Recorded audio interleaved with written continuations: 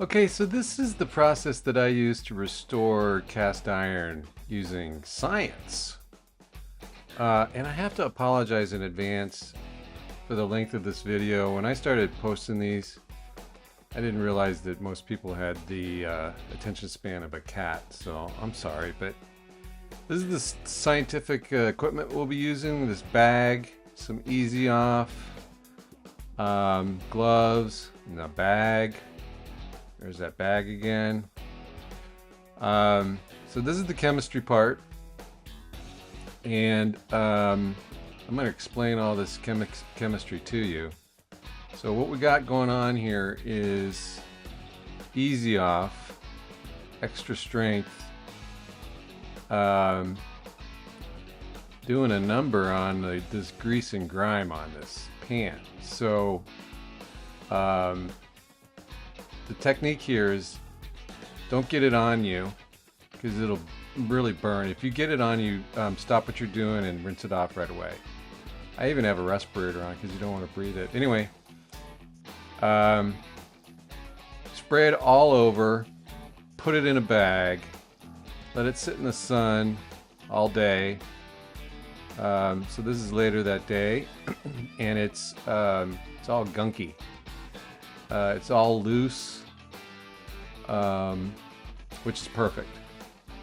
Honestly, this process, that first step of just putting it in the bag with the easy off, you'll get like 90% of the gunk off, and then just scrape off the rest with a little scrub brush. Now we're going to get into some other science here. We're going to use the electrolysis. I found that using a really old power source, like a really old battery charger, works best. I have two really old ones, but the other one has extra buttons on it, so I'm going to use this one since it doesn't have as many buttons. Must be older. That's my guess. Anyway, I love that we're going to be playing with electricity and a bucket of water. That sounds dangerous. And we want to create like an anode cathode situation here, and I found that if you use like really clean metal on the positive side, the cathode side, it works way better. So if you're using a piece of metal, make sure it's nice and clean, no rust on it or paint or anything like that. If there is, just clean it off so it's bare. That's the positive side. Then the negative side is going to go on the pan itself. I've just connected it with a piece of section of coat hanger, and then connecting it up. This is the negative connected to the. I'm just connecting it to the actual coat hanger, and then plugging it in. Now you're going to want to be doing this outside for sure, because it's water, it's H2O, and the science here is, it's hydrogen and oxygen, which is what's coming out of those bubbles, is a bunch of hydrogen. So, you want to be doing this outside because, you never know, right? So, let it go, actually overnight. You don't want to have those two, the pan touch the metal bar that you've got in the sacrificial bar. I don't know what would happen if you did. It's never happened to me, but it can't be good. So just make sure it doesn't do that, and then you can just leave it for a long period of time. I know some people do have like dedicated electrolysis tanks where they let stuff just cook for days and weeks. But anyway, now that it's down to the bare metal, just make sure it's nice and dry, and you're not going to want to dick around here because it's just got bare metal and it was damp. You need to dry it off as quickly as possible.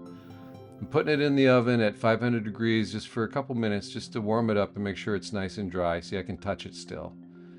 And then I'm using a dedicated piece of cloth that I'm going to use as my seasoning cloth for this pan and any other pan really, which is basically just an old dishcloth that I've cut a section off that I've folded over several times so it makes it a little pad. You're going to want it padded because it's going to be, you're rubbing it on a hot skillet frequently, so I like it folded over several times. And then you're going to want to get a real thin coating all over the entire pan, and you don't want to coat it on like real thick. You want to barely get it on there. And a good way to describe it is like you want to wipe some on, and then just keep wiping it like you really didn't want it to get on there in the first place, like you're trying to wipe it off.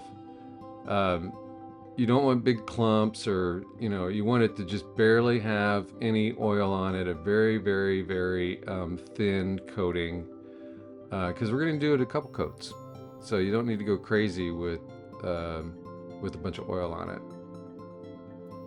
You can use whatever. I use this crispy stuff. I think that's the best. It works for me. It's basically, I think, Crisco and honeycomb together.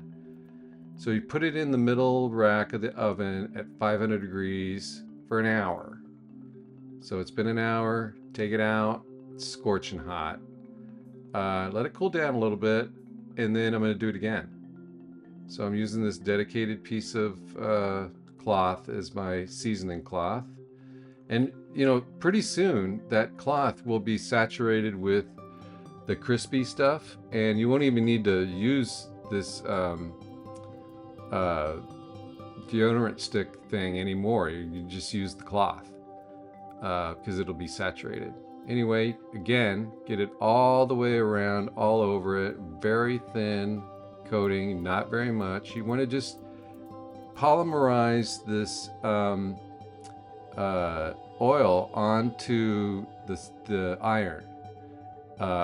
That's the other part of the science, is the polymerization. Get it all good. This is the second coat, so it's, as you can see, it's really hot, so I'm using a hot pad to hold it. Get it all over it, and then back in the oven at 500 degrees for another hour. There are some blemishes that you can see on the pan, but it doesn't affect it, and once you start using it, the whole thing is going to turn black. You won't be able to see them at all. I want to make sure and get the flat part of the cooking surface is a nice coating on there. Gee whiz, you can even see the swirl marks from the original manufacturing on that pan. Now this pan is unmarked, but I'm like positive this is a Wagner, and it says made in the USA on it, so it's after like mid-60s, so it's not super old. But I'm pretty sure it's a Wagner just from the way that handle is shaped. But man, what a nice looking cooking surface, and it's ready to go.